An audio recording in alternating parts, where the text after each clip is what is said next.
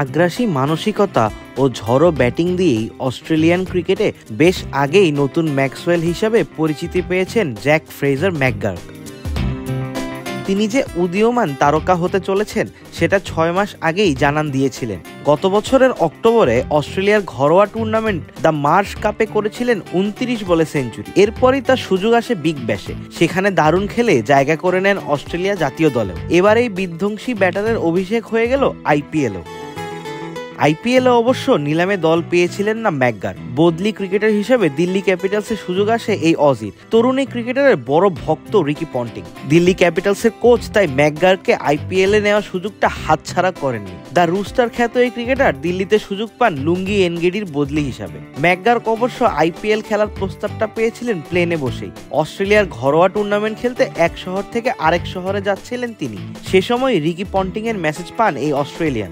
সঙ্গেই পন্টিংকে জানিয়ে দেন যে আইপিএল খেলতে আগ্রহী তিনি। বৃহস্পতিবার টিম হোটেলে সতীর্থদের সঙ্গে 22তম জন্মদিনে কেক কেটেছেন ফ্রেজার ম্যাকগার্ক। তবে তাকে আসল সারপ্রাইজ দিয়েছে দিল্লি ম্যানেজমেন্ট। জন্মদিনের পরদিন অর্থাৎ শুক্রবার তাকে জানানো হয় লখনৌর বিপক্ষে আইপিএল অভিষেক হচ্ছে তার। ম্যাকগার্ক জানিয়েছেন এই সুযোগের অপেক্ষায় ছিলেন তিনি। আমি 5-6 ম্যাচ সাইডলাইনে বসে পার করেছি, মাঠে নামার জন্য মুখিয়েছিলাম। ম্যাকগার্ক দিল্লিতে কোচ হিসাবে যেমন পেয়েছেন পূর্বসূরি রিকি পন্টিংকে, তেমনি মেন্টর হিসাবে পেয়েছেন ভারতের গ্রেট সৌরভ গাঙ্গুলিকে। তাদের কাছ থেকেই শেখার চেষ্টা করছেন তিনি। ম্যাচের পর জানিয়েছেন প্রথম ম্যাচে নিজের সীমার ভেতর থাকার চেষ্টা করেছেন তিনি। ম্যাকগার্ক বলেন, খুব বেশি কিছু করার চেষ্টা না করা, ভারসাম্য না হারানো, ব্যাটের মাঝখানে লাগানোর চেষ্টা করা, বল দেখে সেভাবেই সাড়া দেওয়া।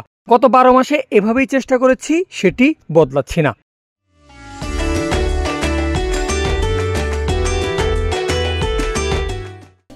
জ্যাক ফ্রেজার ম্যাকগার্কের জীবন অবশ্য বদলেছে গেল 7-8 মাসেই। ব্যাটিংয়ে আলো ছড়িয়ে হয়েছেন অস্ট্রেলিয়ার ক্রিকেটের সবচেয়ে আলোচিত নাম। তবে 17 বছর বয়সে প্রথম শ্রেণী ক্রিকেট ও লিস্টে অভিষেক হয় তার। ভিক্টোরিয়ার হয়ে 2 ফরম্যাটের অভিষেকেই করেছিলেন হাফ সেঞ্চুরি। খেলেছেন 2020 সালে অনূর্ধ্ব-19 বিশ্বকাপেও। তবে ঘরোয়া ক্রিকেটে অসাধারণ ফিল্ডিং দিয়ে নজর কাড়লেও ব্যাটিংয়ে জ্বলে উঠতে পারছিলেন না ম্যাকগার্ক।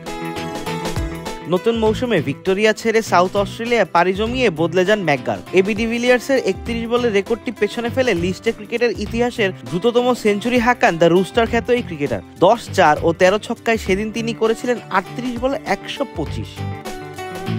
এরপর বিগ ব্যাশে করেন 257 রান, যেখানে তার স্ট্রাইক রেটই ছিল সবচেয়ে আলোচনার বিষয়। 158.64 স্ট্রাইক রেটে পুরো বিগ ব্যাশ মৌসুম মাতান এই অস্ট্রেলিয়ান। এরপরই তার দরজা খুলে যায় দেশের বাইরের ফ্র্যাঞ্চাইজি লিগগুলোতে। সুযোগ পান সংযুক্ত আরব আমিরাতের IL T20-তে।